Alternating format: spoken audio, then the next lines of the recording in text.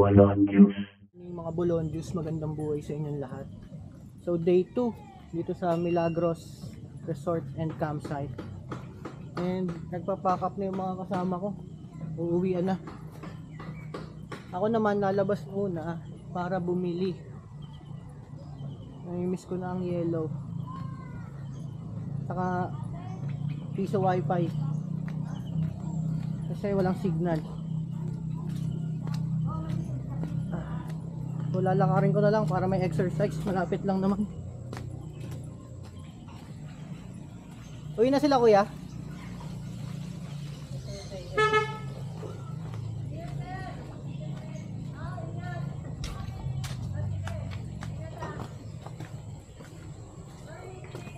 Tingdahan lang ako. Pagkalabas ko kanan na.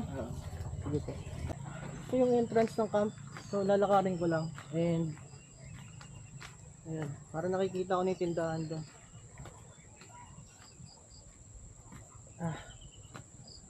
So maganda naman ang panahon today. Medyo umaraw-araw.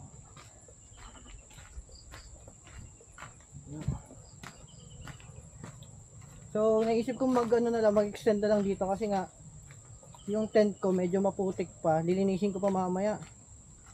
And kung lilipat man ako dito, ganun din, mauulanan din. Pero since wala nang tao, mamaya ako na lang tao dyan, baka ilipat ko yung tent ko dun sa may kubo banda. Wala naman daw extrang bayad since wala naman tao and guest na kasunod or pumunta na. Uwian na sila lahat eh. So lilinisin ko na lang mamaya para pag nakapag-camp sa susunod, hindi naman maputik at ano. So ito, diretso yun lang yan. Malapit na lakarin lang naman. Kahapon kasi hindi na ako lumabas, hindi ko na ginising sila kuya. Maaga sila natulog eh, siyempre nakakaya naman. Yun. So punta muna ako dito, tingnan natin kung ano meron sa tindahan. Let's go. So yun na nga, epic fail. Parang walang tao sa tindahan, pero ito lang yung tindahan, malapit lang. Balikan ko na lang mamaya or labas na lang ako since umaga naman para mapainit yung motor. So tignan natin mamaya kung may tao na. Kailangan pala talaga dito kasi dudulas pa. Kailangan ko ng piso wifi. Isang araw na akong hindi nakakapag-update sa social media. So yun, balik na lang mamaya. Yun nga pala, naka 360 mode ako ngayon. Naka Mi mode.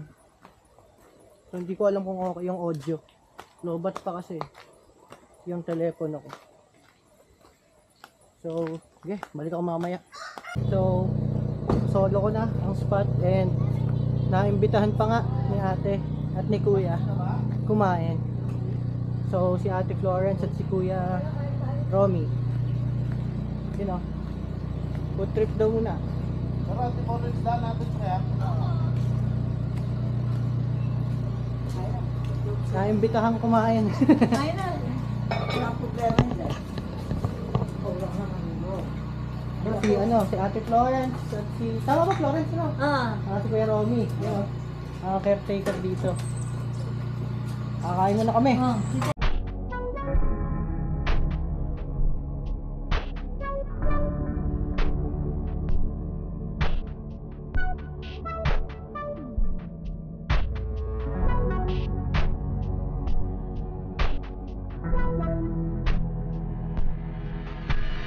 Yun, so nakakain na. Libreng pagkain pa. Thank you so much kaya kuya Romy. And ako'y ikuan. Tingnan mo, wala na yung tent, diba? Magmamigrate. Dito ako lilipat.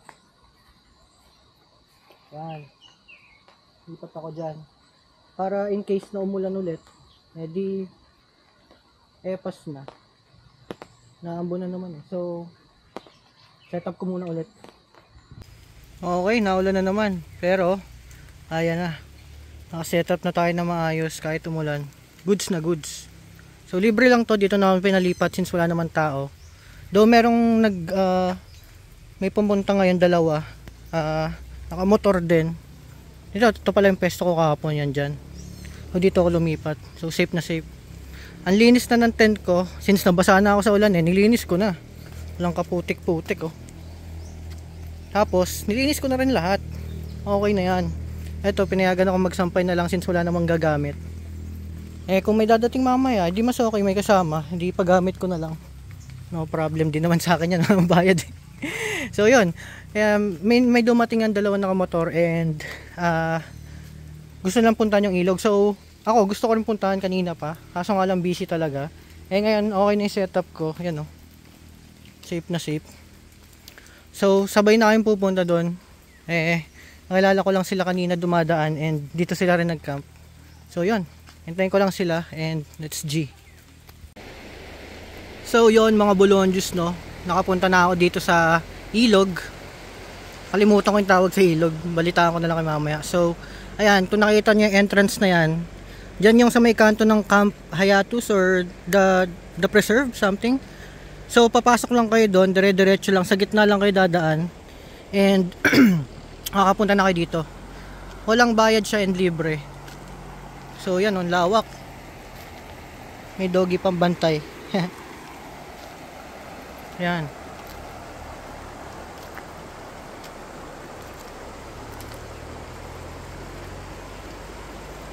So dito yung medyo mababaw na part.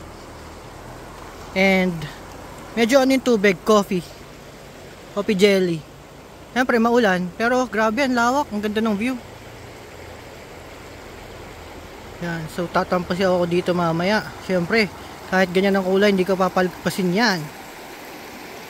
May liguan naman eh. Alright, so pakita ko naman sa inyo ng mas maayos.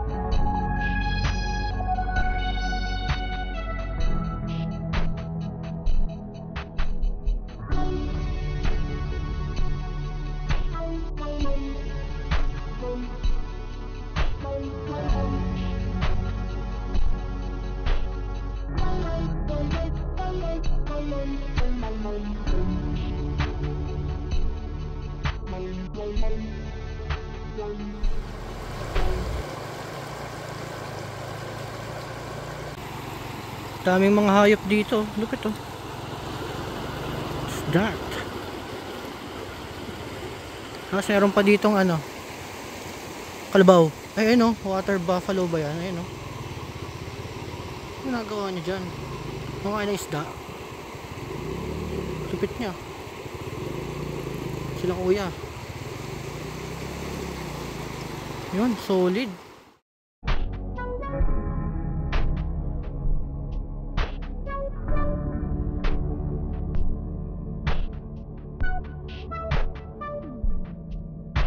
Yun, so tapos na kaming mag-ilog and sampay ko na yung mga ano ko. Matutuyo na. Para bukas pwede na basahin ulit. And parang kailangan kong palitan ng aking tsinelas kasi ang dulas niya. Walang grip yung ano.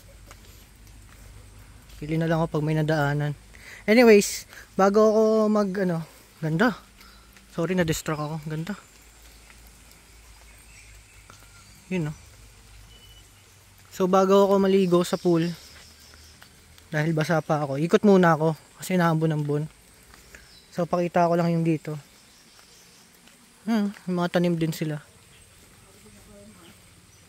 Ito sila Kuya Romy. Susunog na. Ayun.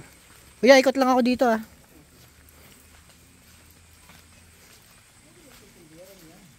Yan. So kita nyo naman, may mga tanim sila. Papaya. Yun o. May mga manok. Manok pa to? Oh, manok din to. Haba ng liig. And, ayan. Paborito namin, saging. Paboritong kainan. And, daming kalamansi. So, check natin dito. Meron parang kulo. Ano to? Bibi ba to? Dami oh. Wak, wak, wak, wak. Gasa ba to o bibi? I don't know. And may goat. Hello goat. Are you a couple? Sana all. Ayan o. Uy, joke lang. Hello. Ito yung sinabi ni Kuya na kumakain ng tinapay. So, yun. Ito yung likod na part nila. Ganda rin palang pumesto dito. Malayo nga lang sa sa CR saka sa pero peaceful. Yan. Bagong tabas ang mga damo. Ito masarap ng lambot, sarap tulugan. Ayun. Yun lang, may support na yun. Parang doon kahapon yung may nagbibideo kay saka hanggang ngayon nagsa-sound trip. Pero hindi naman siya disturbing. So yun. Ikot naman tayo dun sa may kabilang part ulit. Yun may bayabas pala sila dito. Tapos ito yung Big Nay. Meron din dun sa harap. May avocado din. Buko, guyabano. Hindi lang ako makalapit dun kasi nandun yung nagsa-sound trip. Baka makapiright tayo. Tapos meron ding volleyball court. And ito yung bonfire pit nila. Unfortunately lang ay naulan. So hindi makapag bonfire. Ayun. And dito ako lumipat, yan. Ayun yung entrance. Yun. So yun. Yun ang buong campsite. Ayun pala, sa campsite may makikita kayo sa mga puno. Minsan may mga duyan-duyan na nakasabit. Free of use din yung mga yan. Yun. So yun. Iligo na muna ako. Kasi anong oras na rin? 3. Maliligo na rin pala ako. Since tapos na ako ay hindi, isa-set up ko na lang muna to ng ilaw na lang pala kulang ko. Yan. Para mamaya wala na akong intindihin. Tutulog ka na lang. Okay? Let's go.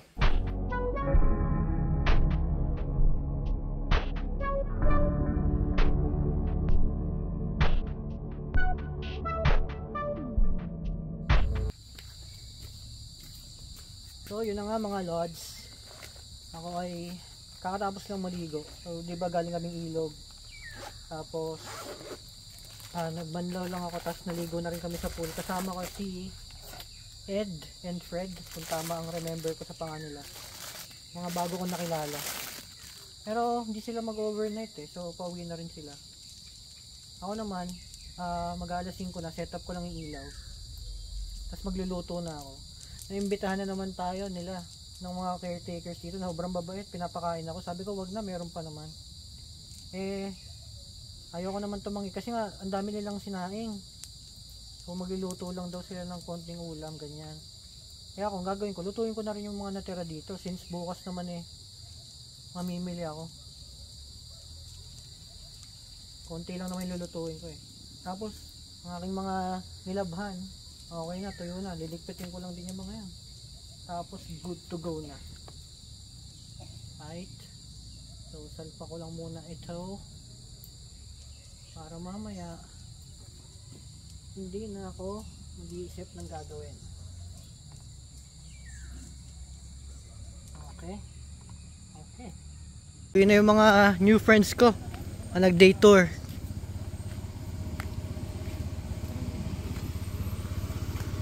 Ingat kayo guys. Oh, paano?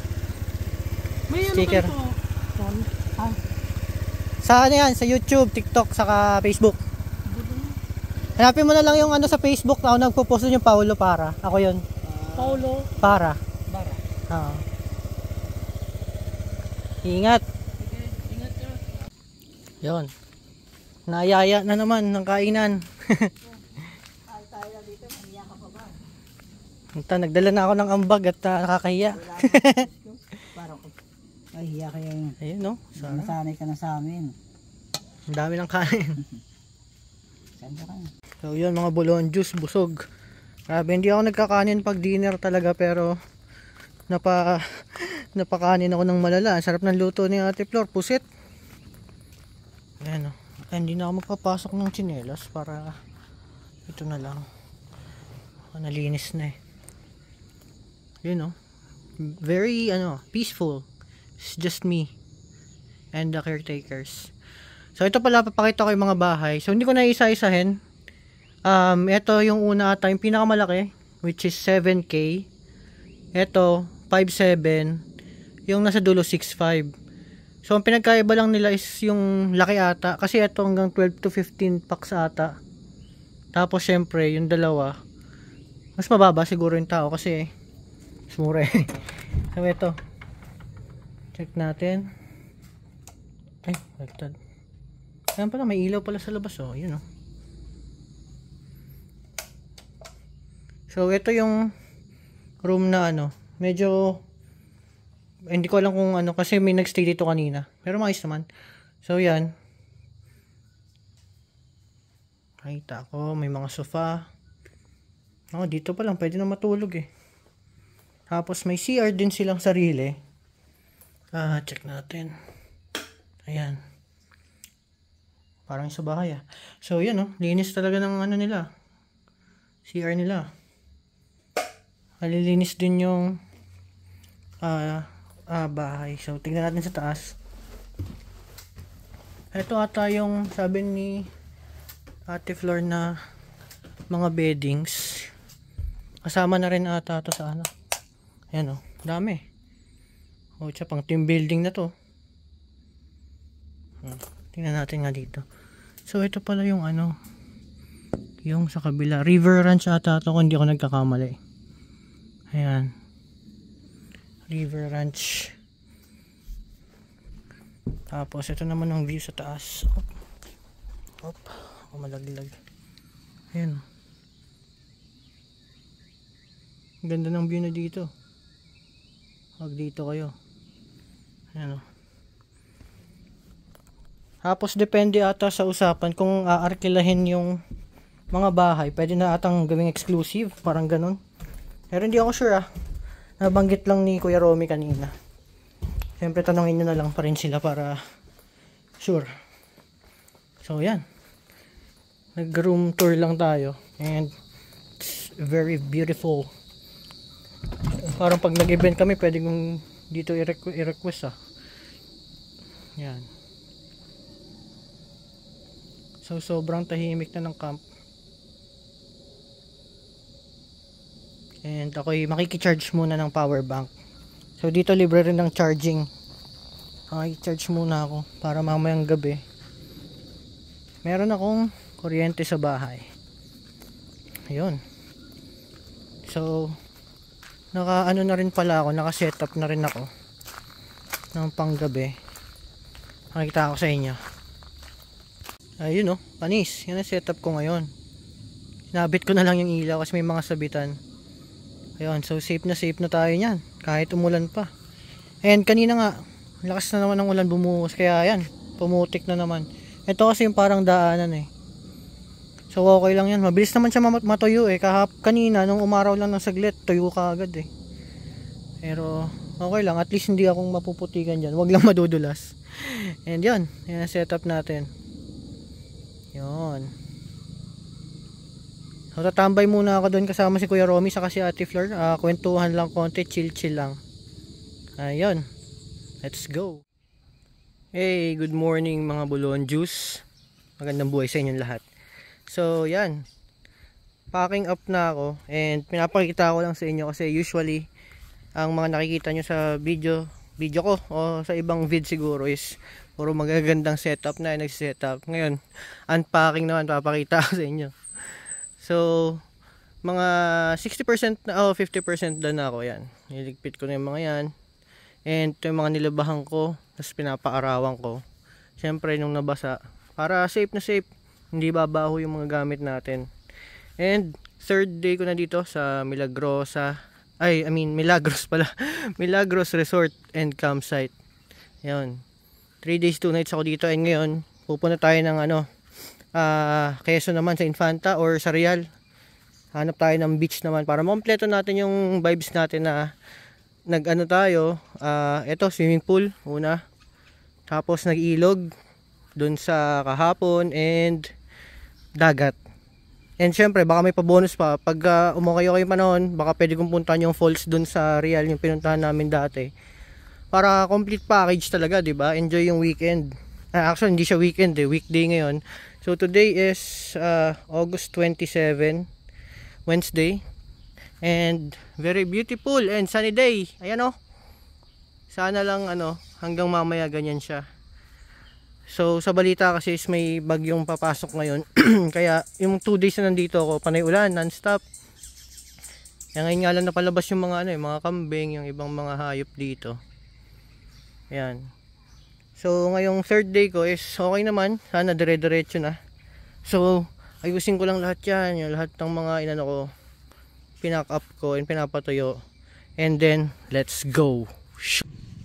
Alright mga bulonjo, so tapos ko lang maligo and naligpit ko na rin yung mga yung mga tawag nito, gamit ko. Yan. So sa mga nagtatanong na paano daw na pagkakasya yung mga gamit sa motor. Actually, kung nakapanood nyo yung ibang moto campers, mas madami pa yun. Sila Motobe, sila Ride and Wonder. Yun, malulupit talaga setup nun. Pero ako basic lang naman. So eto lang naman yung setup ko. Yan. Ang lang kasi sa akin, meron akong ganito, may gulay board ba, may lalagyanan. So ayan yung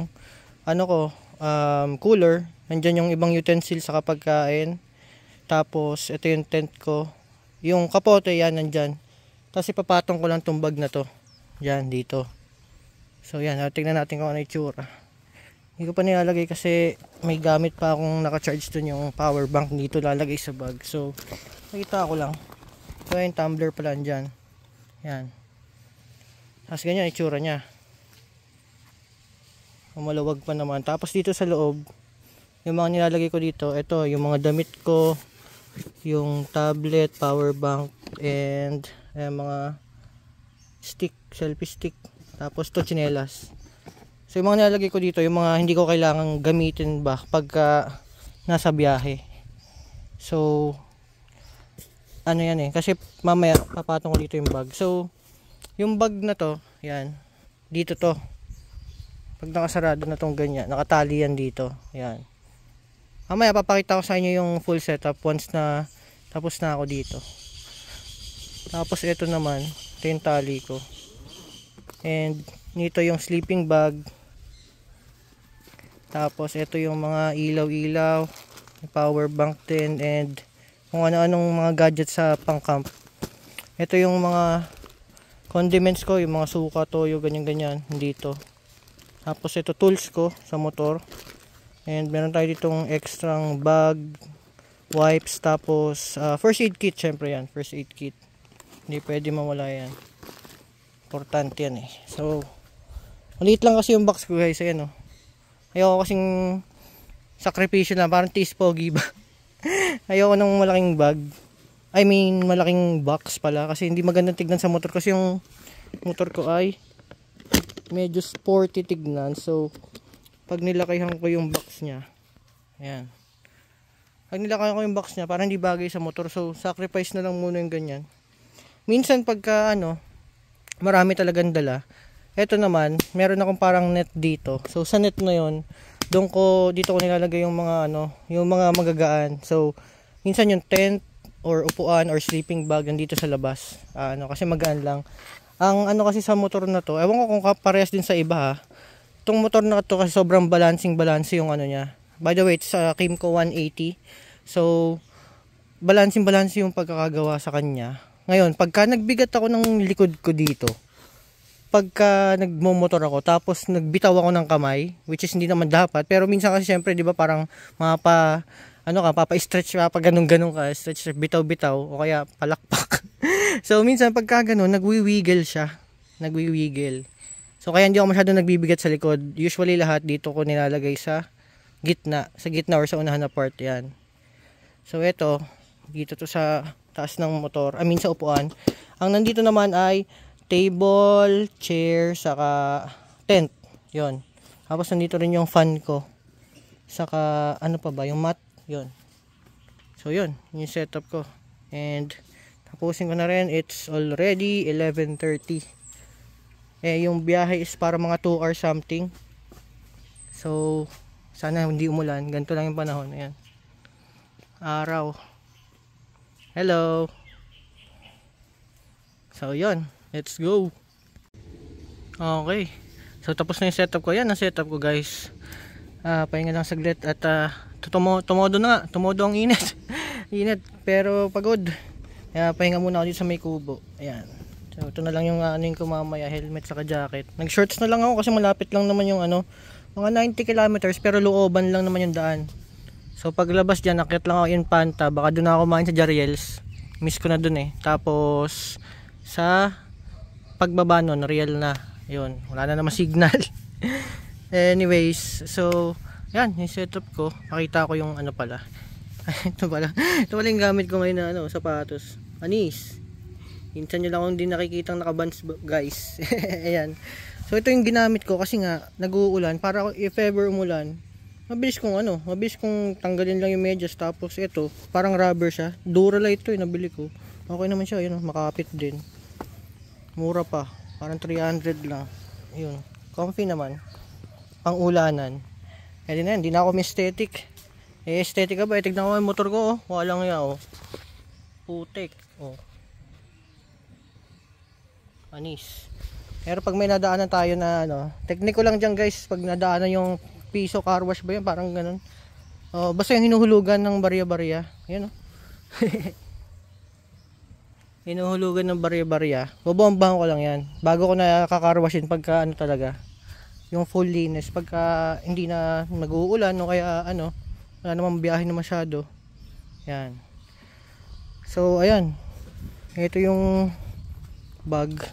So kaya nilalagay ko dito yung mga hindi ko masyadong kailangan dahil dito kasi mahirap tong tanggalin.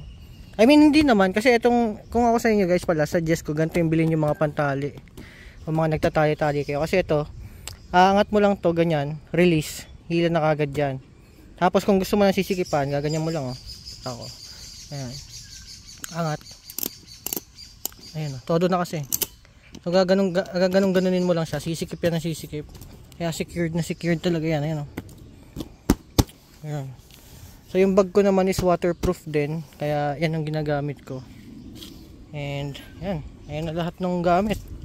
Full charge na yan. So papaalam lang ako dito, nakapagbayad na ako and all. Paano pa nga ako, pinapakain na naman ako, saka pinagkakape. Sabi ko hindi na, baka ko yan tukin sa biyahe pag kumain. Saka ano na rin eh, yan, mga alas 12 na. So parang 2 hours ata yung biyahe. So raratrating ko na muna para if ever man makapag-set up ng hindi naulan, para pag umulan, wala problema. So yan, paalam lang ako dito. Let's go! Quezon. Alright, okay mga idol. So we're all set. And punta na tayo sa next destination. Ay actually, stopover pala, kakain. Na ako kakain. Sana lang mag-umulan, magkire-diretso tong araw. And malabas na ako ng Milagros. Napaka-solid na campsite. Kung ako sa inyo, puntahan nyo to guys. Solid talaga. At kami, matik, babalik kami kasama tropa. O baka sa birthday ko. Una na po ako. Hey Richard, susunod po ha. Thank you po.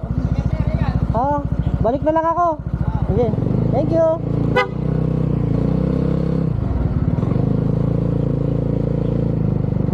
Yun. So we're heading out. Milagros Resort and Campsite. Very solid. Okay. So tigil muna siguro ako para sa wifi. Hindi. Sa ulo ko naman na ata na palabas. Diretso lang. Utoy, una na ako. Bye. Ayan. So nakikita nyo guys, medyo ano pa yung daan dito. Malupa-lupa pa ng konti. So pag maulan, medyo madulas siya or maputik. Kaya si Ate Flor pala, wala ngayon, lumabas lang. Kasi nga, inaabangan niya yung hindi ko alam kung sabay sa barangay or sa city, ano nila. Kasi inaabangan niya yung parang truck ng mga panambak para makapagpa-deliver. Papatambakan kasi ulit to. Itong buong daan na to, papatambakan. Para nga naman hindi mahirapan yung mga dumadayo, di ba? Pati ano, para sa kanila na rin. Hindi sila sila mahirapan maglabas-pasok. Kaya kung pansin nyo dito, ayun, maraming panambak dito, puro bato. Yan. Yan ang gagawin doon. Para kahit umulan, hindi mahirap maglalabas. O nakwento ka ni Ate Flor, mahal pa lang pang tambak. Parang isang truck ata, 2,000 ang bayad. Eto natambakan na ng, hindi ko alam kung 1 o 2 tambak na. So, gusto pang padagdagan na ata ng 2. Oh, yan. Yan. Yan yung labas. And diretso na tayo. Balik tayo ng Real Quezon. Let's go.